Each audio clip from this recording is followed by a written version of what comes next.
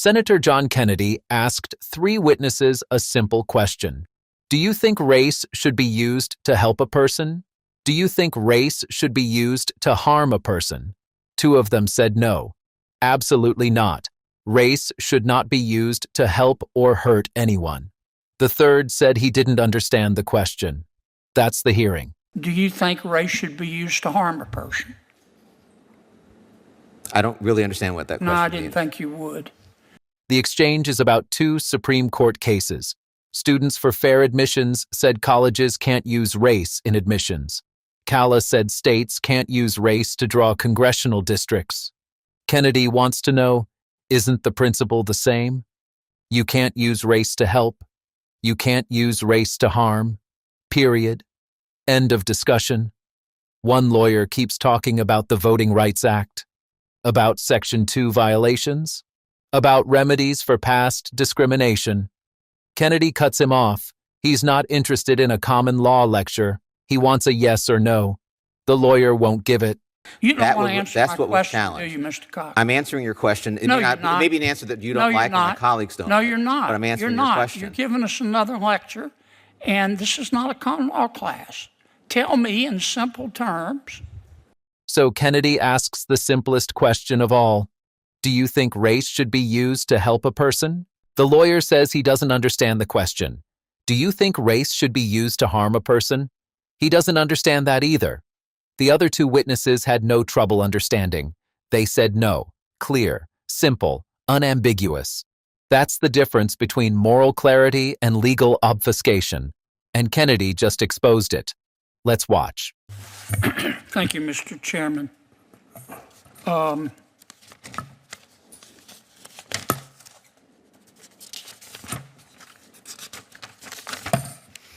Mr. Grime, am I saying your name right? You are, Senator. You argued the Calais case? I did. Okay. I'm going to tell you my understanding of the case. And then, Mr. Cox, I'm going to ask you to tell me if Mr. Grime got it right. And Mr. Chamberlain, you can chime in if you would like. Are you familiar, Mr. Grime, with the Students for Fair Admissions case? I am. Okay, that's the case recently where the Supreme Court said you can't use race in college admissions. Now, here's what I heard the Supreme Court say in that case. I heard the Supreme Court say, look, colleges, we're not going to get into the admissions business. That's your business. We're just telling you you can't use race as a factor to admit anybody. Is that your understanding of the case? Basically, yes. And they did a whole 14th Amendment. Don't try to muddy the water to make it look deep, guys. I know you're all smart. I'm just trying to get to the bottom line. Am I wrong or right? You're right. Okay. Now, the way I read Calais is the Supreme Court is saying, look, first of all, these are political questions. And we're not going to tell the states how to draw congressional districts. We don't want to be in that business. That's a political question. We're just saying you can't use race as a factor. Is that what they did in Calais, or am I misunderstanding it? That's basically it. You can use it to remedy, past discrimination that you've proven. But that wasn't the case in the Calais case. The other side didn't prove it. Well, but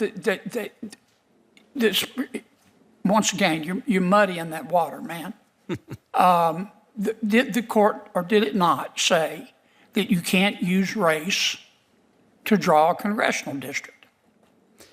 In most cases, you can't unless the state, the person defending the map, shows that they had to use it because there was a showing of immediately past intentional discrimination that they had to use race to unwind. Okay. Yeah. Tell me whether he got it right, Mr. Cox.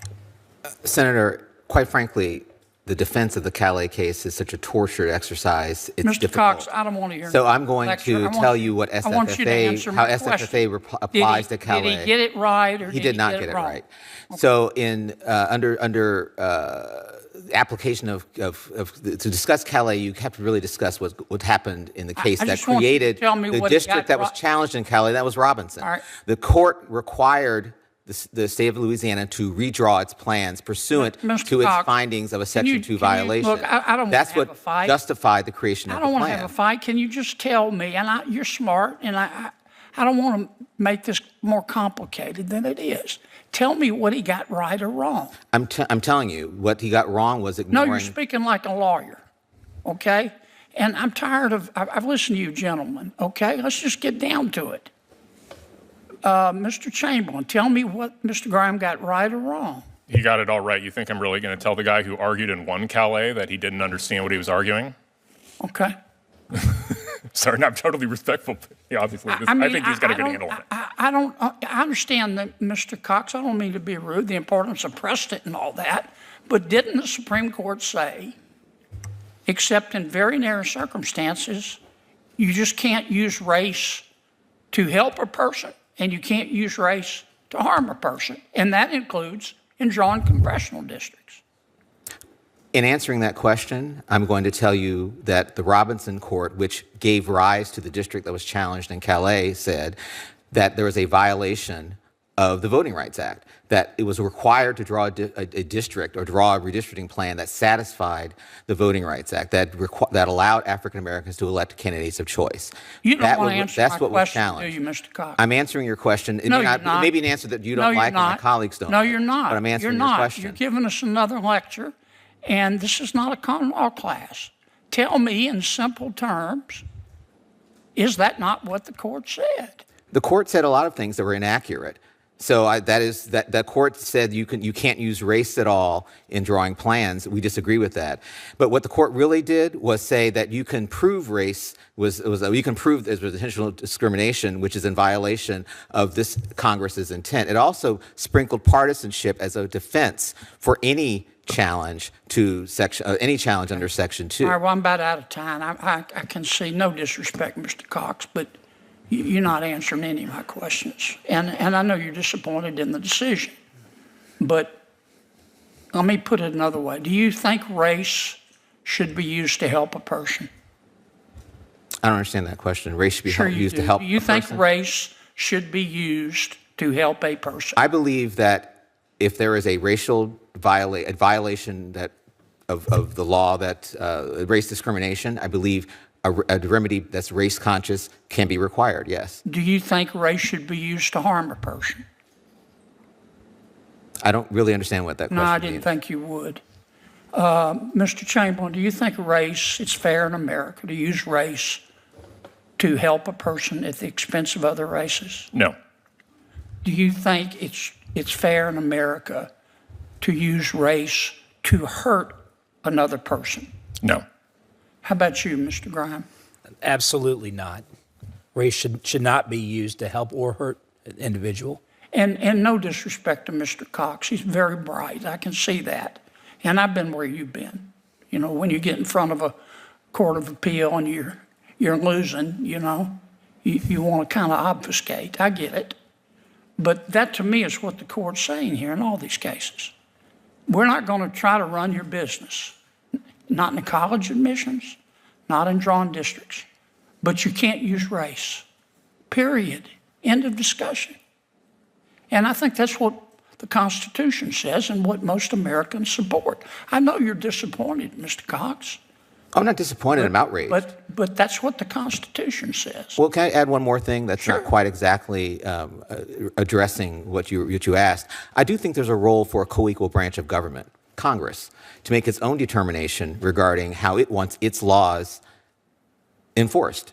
And I would urge this Congress to reconsider Calais in that light. Yeah, but you and I are both aware that the United States Supreme Court has full authority to pass on the constitutionality of a statute. Come on, you know that.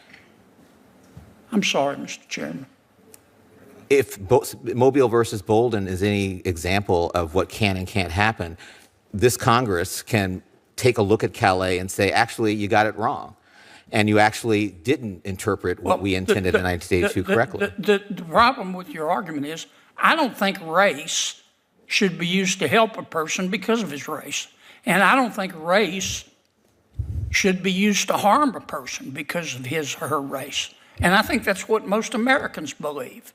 And Now, if you don't believe the opposite, and you clearly do, this is America. You can believe what you want. But the Supreme Court is deciding these cases. I hear you. Saying race is off the table. I hear you. And I believe as a civil rights lawyer that if you find a violation based on race, you need to craft a remedy that addresses that. Sure. Senator Whitehouse. I'm sorry. This hearing is a masterclass in the difference between legal argument and moral clarity. Senator John Kennedy wants to know one thing. What is the principle? Not the exceptions, not the narrow circumstances, not the tortured defenses. The principle. And the principle, as he sees it, is simple.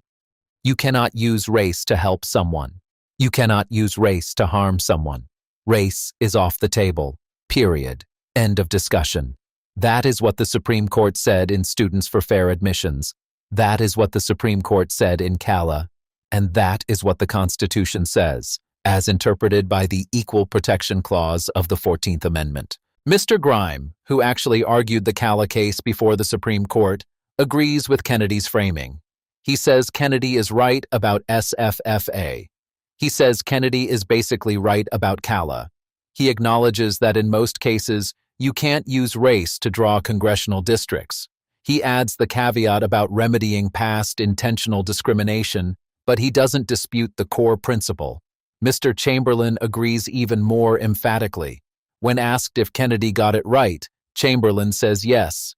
He says he's not going to tell the lawyer who argued the case that he didn't understand it. And when asked about the fairness of using race to help or harm, he says no to both. Then there's Mr. Cox. Mr. Cox is the outlier. And Kennedy's frustration with him is the entire drama of the hearing. Kennedy asks a simple question. Didn't the Supreme Court say you can't use race to help or harm a person, including in drawing congressional districts? Cox doesn't answer. He talks about the Robinson Court. He talks about Voting Rights Act violations. He talks about allowing African Americans to elect candidates of choice. Kennedy cuts him off. He's not interested in a lecture. He's not in a common law class. He wants to know if Kennedy got it right or wrong. Cox still won't say. He says the court said a lot of things that were inaccurate. He says he disagrees with the court. He says the court sprinkled partisanship as a defense. But he never says whether Kennedy's understanding of the holding is correct. Because if he said yes, he would be admitting that the principle he opposes is now the law of the land. And if he said no, he would be arguing that the Supreme Court actually said something else, something that no reasonable reading of the opinion supports. So he does what lawyers do when they're losing. He obfuscates. He changes the subject. He makes the simple complicated, and Kennedy sees right through it. Then Kennedy asks the question that cuts through all the legal jargon. Do you think race should be used to help a person? Cox says he doesn't understand the question. That's remarkable. A civil rights lawyer, someone who has spent his career arguing about race and the law, says he doesn't understand whether race should be used to help a person. Kennedy rephrases. Cox finally answers, if there's a violation of law, a race-conscious remedy can be required. That's not an answer to the question Kennedy asked. Kennedy didn't ask about legal requirements. He asked about moral judgment. He asked what Cox thinks should be the case, not what the Voting Rights Act allows, not what a court can mandate, what is right, what is fair. Cox won't go there. Kennedy asks, do you think race should be used to harm a person? Cox says he doesn't understand that question either, and Kennedy just lets it sit. No, I didn't think you would. The contrast with the other two witnesses could not be starker. Chamberlain says no, it's not fair to use race to help one person at the expense of others. Grime says absolutely not. Race should not be used to help or hurt an individual. Both of them are lawyers. Both of them understand the complexities of the law. Both of them have argued cases about race. But when asked for their moral judgment, they give a clear answer. Cox cannot, or will not. Kennedy's closing statement is the money quote. He says the Supreme Court is telling everyone, we're not going to run your business, not college admissions, not drawing districts, but you can't use race, period, End of discussion.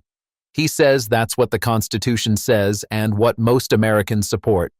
And then he acknowledges that Cox is disappointed. Cox corrects him. I'm not disappointed. I'm outraged. That's the difference. Disappointment is what you feel when a referee makes a bad call. Outrage is what you feel when you believe the entire framework is wrong. Cox is not disappointed that the Supreme Court misinterpreted the law.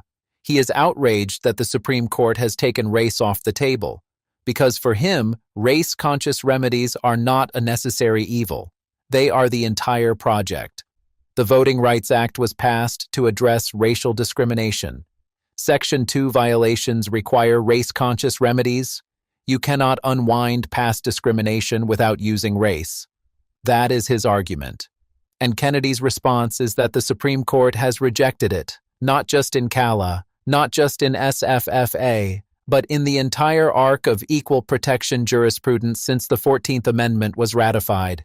You cannot use race to help someone. You cannot use race to harm someone. The government must be colorblind. That is the principle. And Kennedy wants to know if Cox accepts that principle. Cox cannot say yes, because if he says yes, he admits that much of what he has fought for is unconstitutional. If he says yes, he admits that the Voting Rights Act as currently interpreted cannot survive. If he says yes, he admits that race-conscious districting is no different from race-conscious admissions. And he cannot say that. So he says he doesn't understand the question. That is not an answer. It is an evasion. And Kennedy, to his credit, does not let him forget it. The hearing ends where it began. Kennedy restates his position. Race is off the table. Cox restates his, if there's a violation, you need a race-conscious remedy. They are not debating the law. They are debating the fundamental moral framework of American society. And Kennedy knows that most Americans are on his side.